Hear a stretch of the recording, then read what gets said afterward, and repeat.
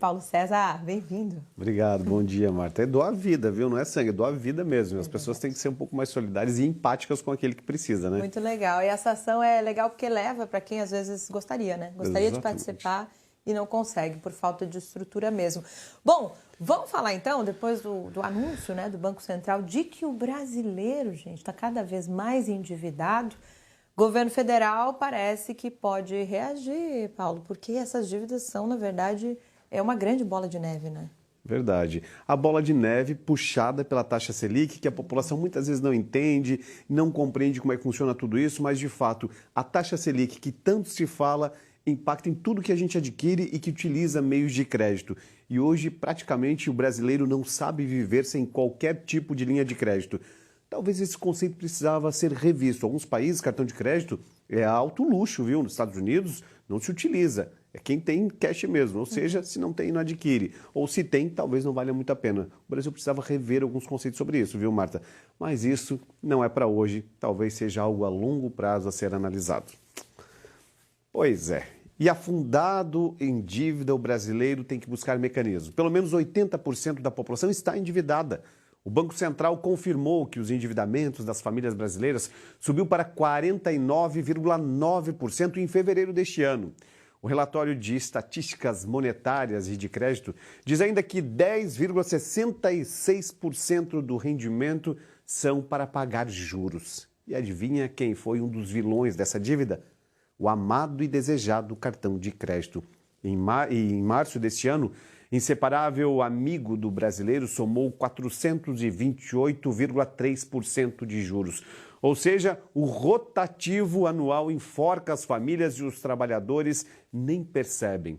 Mas o brasileiro sofre a falta de responsabilidade no uso dessa modalidade de crédito. Tanto que as instituições financeiras têm sido bem generosas, liberando aí em janeiro deste ano, aliás, de janeiro a março, quase 110 bilhões de reais.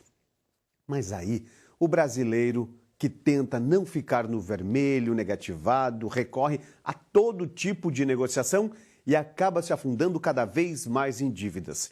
Instituições até buscam facilitar o pagamento, mas com pouca benevolência, quando o assunto tem como eixo central os juros.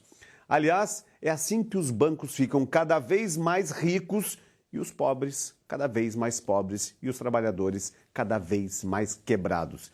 Naturalmente, o que falta é exatamente no debate político uma reforma nesse modelo financeiro.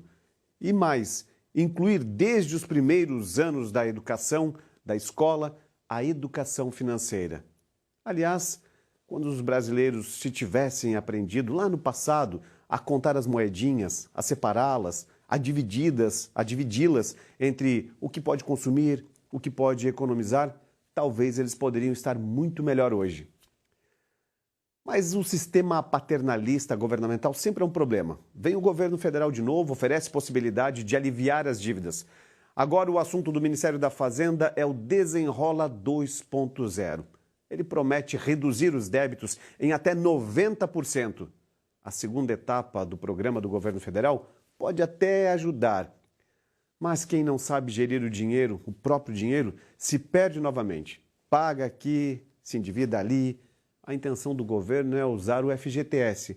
Mas quem garante que de fato o trabalhador ou o brasileiro vai usar esse recurso para pagar dívida? Pois é, talvez nesse momento a gente só lembre da música Pecado Capital de Paulinho Viola, que diz o seguinte: dinheiro na mão é vendaval, na vida de um sonhador. A esperança é a última que morre, mas a gente precisa refletir sobre isso, ou a gente nunca vai sair do fundo do poço do endividamento brasileiro, porque entra ano, sai ano, o cenário é sempre o mesmo e a luz vermelha está sempre acesa. Especialmente hoje com o desafio das bets, né? Outro problema social e de saúde pública, viu?